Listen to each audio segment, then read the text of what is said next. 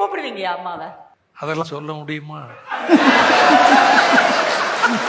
அம்மா நீங்க சொல்லுங்கம்மா, ஐயாவை எப்படி கூப்பிடுவீங்க? பேரை சொல்லி தான் கூப்பிடுவாங்க.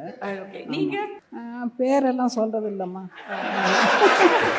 குறிப்பா பேசுறது தான், அவ்வளவுதான். இல்ல சில பேர் ஏங்க நான் நீங்க நாங்கன்னு தான் அவங்கள என்ன வந்து கூப்பிடுவேன். அப்படியா? ஆரம்பத்திலேயே நீங்க நாங்க நான் நினைச்சேன், அதை நான் அது பெருசா எடுத்துக்கிடல. இன்னைக்கு வரைக்கும் அதே மாதிரி தான் பேசிட்டு இருக்காரு. நீங்க நாங்க என்ன அவங்கள நீங்க நாங்கன்னு தான் நான் கூப்பிட ஆரம்பிச்சேன். அதே மாதிரி தான் இன்னைக்கு வரைக்கும் கூப்பிட்டுக்கிட்டு இருக்கேன். வாடி போடி கூப்பிடுறது அதெல்லாம் இருந்தது இல்லையா? நீ நானெல்லாம் நான் பேசினதே இல்லை. நீ நான்கு அடுத்த கட்டமா வாடி போடி அதெல்லாம் இல்லவே இல்லை. யாரே இல்லை. நீங்க நாங்க அப்படிதான் நான் வாங்க அப்படிதான் பேசியிருக்கேன். ஏதாவது காரணம் இருக்காயா அந்த நீங்க அப்படிங்கிறதுக்கு? அது ஒரு மரியாதை கொடுத்து பேச பழகிட்டேன். அது அப்படியே கன்னியூ ஆயிடுச்சு.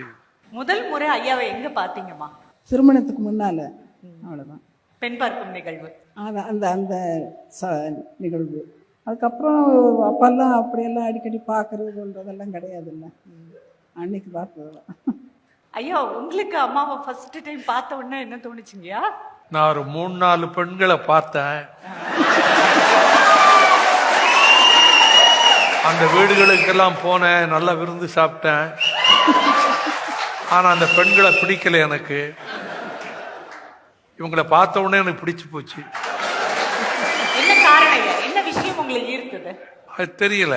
அவங்க பார்த்தேன், அவங்க ஜன்னல் ஓரமாக நின்றுக்கிட்டு இருந்தாங்க, நாங்கள் தள்ளி உட்கார்ந்துருந்தேன். ஒரு 5 நிமிஷம் பார்த்தேன். அது பிறகு எனக்கு மனசுக்கு பிடிச்சு போச்சு.